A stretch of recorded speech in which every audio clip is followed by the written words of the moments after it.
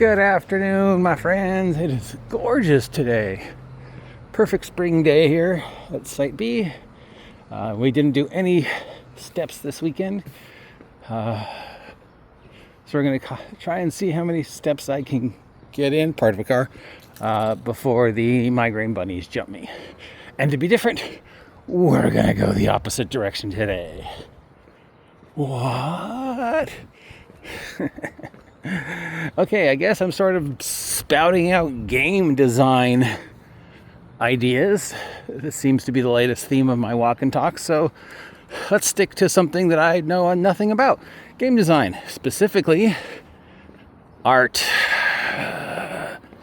Because using art, or the lack thereof, was a major part of our conversation regarding a specific game we talked about on Saturday.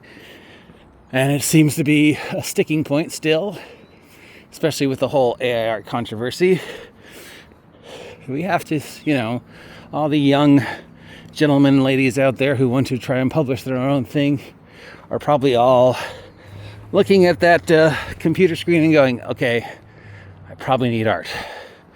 But that is such a dangerous minefield right now. What do I do? Now, if you're lucky, you can draw. Well, I would say as an educator of small children for several years, anybody can draw. Okay? Anybody can draw a circle and put 2 dots on it and make a stick figure. Some people can draw exceptionally well. Some people can draw, I can pass. And some people like me, I can make googly-eyed fish. And while I'm sure there's a market for a googly-eyed fish role-playing game, I'm doing a superhero role-playing game, so yeah. Now, if you can draw, or you art, paint, computer stuff, or you have access to somebody who will do it for you, you can stop listening to me now. Because you're way ahead on the game. Ooh, is that the first monarch of the spring? Hi. I don't know if you can see it. That might be the first monarch of the spring. It's the first one I've seen. Considering the rain, we should get some major monarch action this spring, I hope. Okay, so if you're still with me, then like me, you can't draw. So you have a couple different options if you can't draw. It depends on your budget. Oh, what's going on over here? Is the bunny out? No, I don't see the bunny. It depends on your budget. Yes. Do you have an art budget? Because if you have an art budget, it would behoove you to hire an artist on Fiverr or one of the other arts things. That is the most accepted method for getting art. You won't have to deal with any of the razzle-dazzle that's associated with any of the other art type things that are available to you. You just pay somebody to do it for you. Here's what I want you to draw. Draw this for me. If hiring an artist, though, I will say make sure you nail them down to a time frame. Because artists are notoriously slow. I'm still waiting on art from some of the people I asked to do art for me. So, yeah, nail them down, especially if you're paying for them. If it's free art, well, then you're on their dime. But, if you're paying for the art, yeah. So if you've had it in your budget to go on Fiverr or go on Etsy or go on some other art site and pay somebody to do the art, great. You do not need to listen to anything from this point on because you know what you're doing. If you're still with me, then you're operating with a more limited budget or no budget at all. Ooh, fairy circle.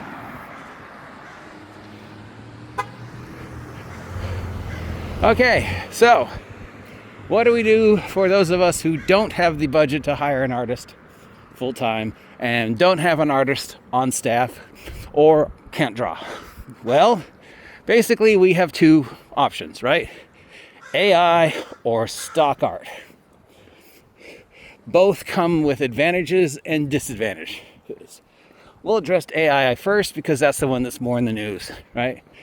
If you choose to use AI art, fine, okay?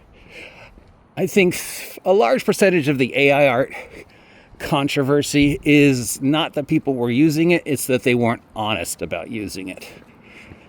A lot of the game companies who came out of the gate when the controversy first hit, post OGL Nightmare, were claiming, oh, I'm not using AI art.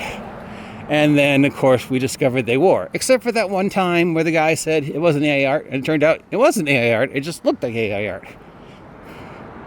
But other than that, a huge chunk of the AI art controversy was people saying I'm not using it, and then turns out they were. I, on the other hand, have been very honest, but yeah, fuck, I'm using AI art. AI art has come a long way from even a year ago. But AI art requires a level of expertise in the prompts and a level of expertise in paying attention. Because as we know, AI art has the problems with things like fingers and feet and just occasionally throwing something random in the painting for no reason and lots of other things that it still does not quite understand. So you have to be very specific in the prompts. And you can see levels of expertise in AI art in my product or a lot of other products that are out there, especially on like Drive-Thru or Itch.io. I don't think we've ever been down this street before of comparing, say, I would say right now I'm maybe amateur to just below expert in AI art. Sometimes I can throw enough prompts at the AI art that it comes out exactly like I want it to look like after the first or second try. Other times I can do it for an hour and it never ever matches what I see in my head. But then there are other people whose level of expertise with AI art kung fu has gotten so good that you can't tell. It's like, wow, this is amazing. Is that AI? And then there's that company up north who's now admitted they're using AI art, and still the art looks awful. It's like, how?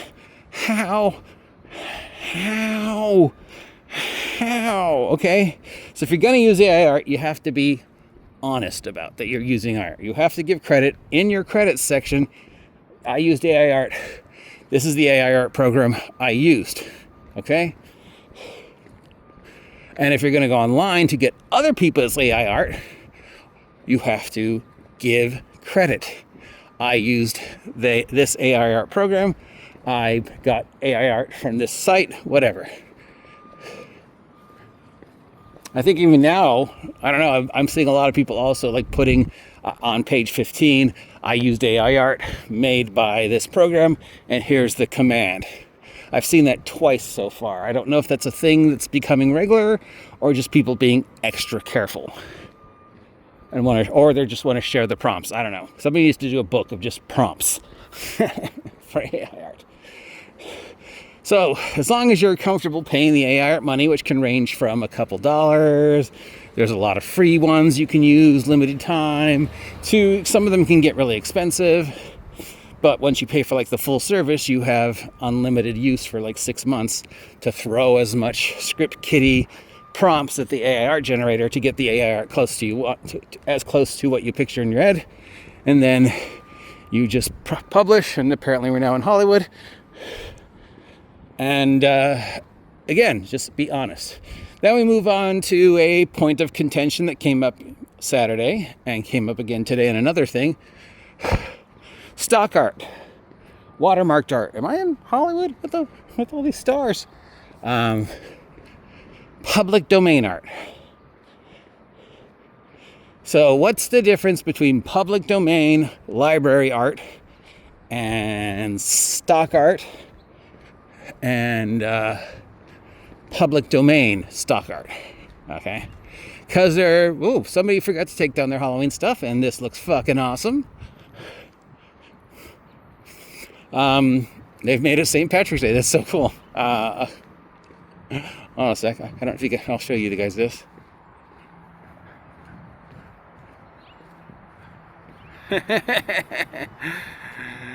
That's cool. Why take it down, just retheme it. Brilliant. All right, public domain stock art. That's whenever you're going online and you see a picture from like some classic manuscript, or some old black and white, or pulp art from the old pulp magazines, those old fancy maps, anything that you'd see on like the Smithsonian Library of Congress, Wikicomma page, whatever.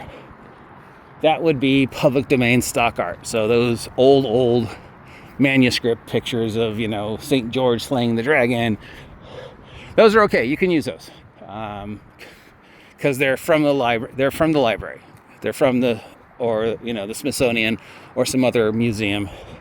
Those are fine. You probably want to maybe give some credit in your credit section that you got them, like I do, in my credits where I say, Library of Congress, Smithsonian, and all the other places that I visit. But other than that, you don't have to pay Leonardo da Vinci for using a picture of the Mona Lisa.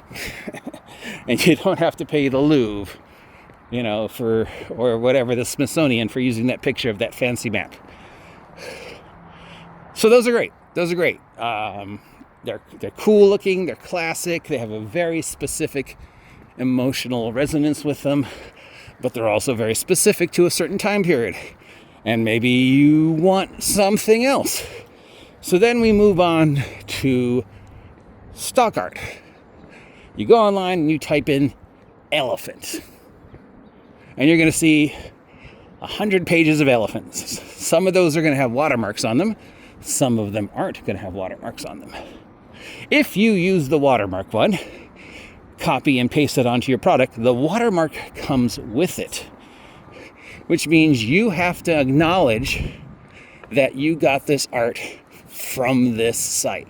And then you have to go through all the trouble of paying to have the watermark removed, because nobody wants to flip through a game and see a picture of an elephant and have the words affinity, affinity, affinity, affinity all over it. And that money that you pay to get the watermark removed goes to pay for the public domain stock art to remain access, I believe, is how it works. I might be wrong. Oh, here's somebody with a pup. Oh, hi, buddy. Oh, are you a baby? Hi, puppy. Nope, no, we don't jump on people. Oh, hi. Yeah, no jumping. Learning his manners. That's okay. He'll learn. He's young. Yes. Hi, friend. He thinks people walk on shoe toys. Yes, don't they all? Bye, friend. Thank you. Where was I? Okay, so that watermarked art is weird, because there's AI art watermarked art, and there's just regular everyday art. Here's some flowers. Here's some flowers with watermark on it. What's the difference? Generally, if you're gonna use a picture from the internet, we'll use elephant, you have to give some kind of credit to the site where you got it from, whether it is watermarked or not. And if it does have a watermark on it, then for fuck's sake, remove the watermark.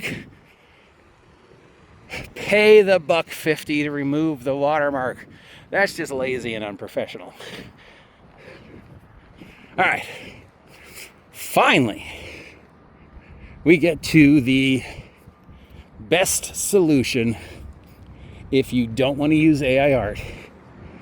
You don't have a lot of money, but you have a very specific theme. Like, I don't need a picture of an elephant. I need a picture of orcs.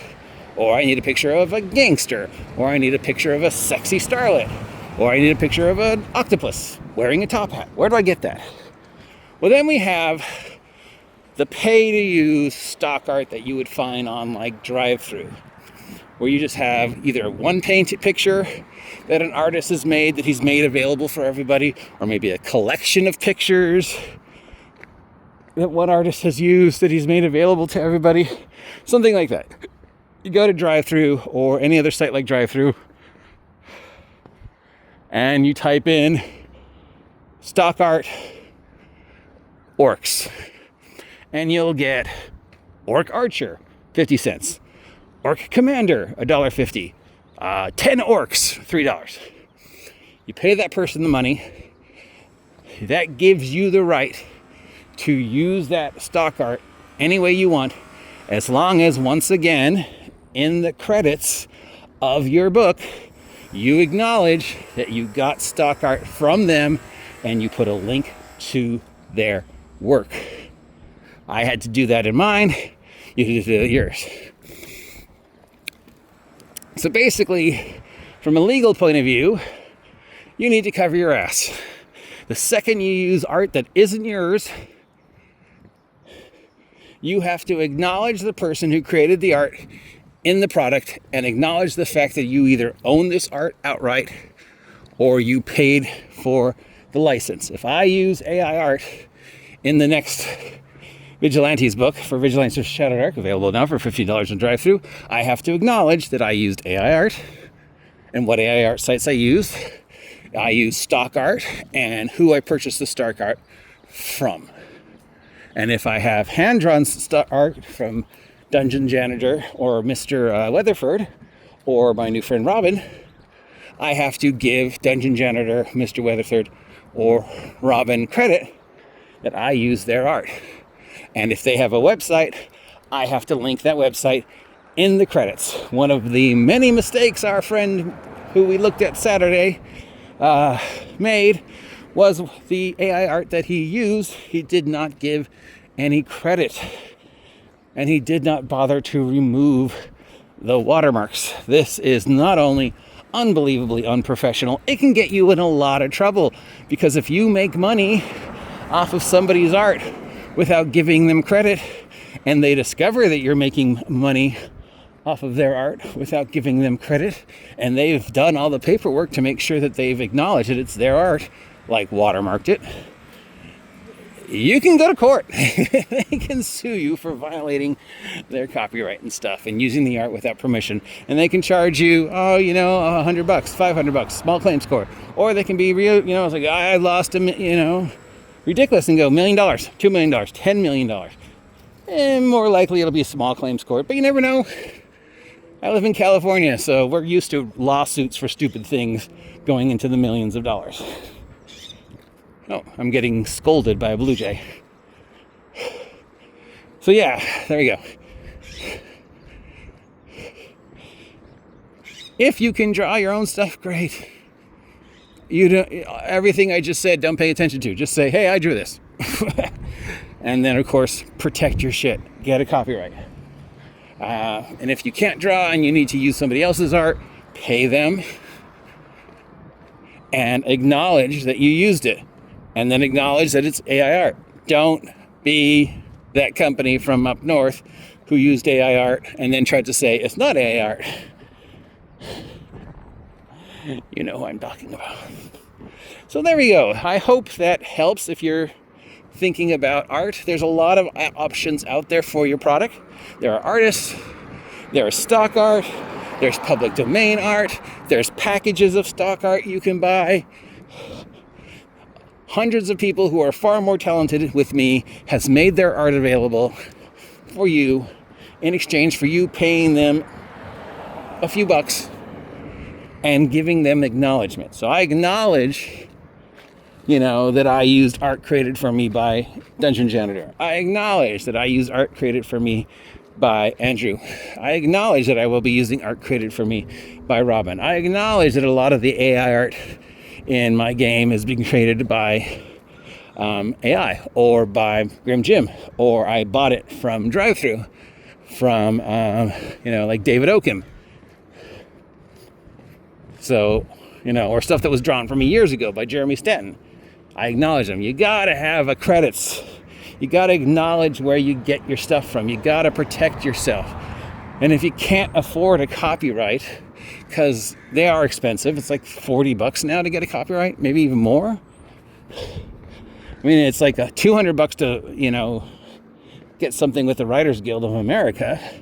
I don't remember what a copyright costs, but I think it's $100 now for copyright. I don't know. I still copyright stuff under the stuff I copyrighted stuff under for years ago. Because, copyright's good for 70 years, intellectual property stuff of things. So I'm protected. But if you can't afford a copyright, there is always the poor man's copyright.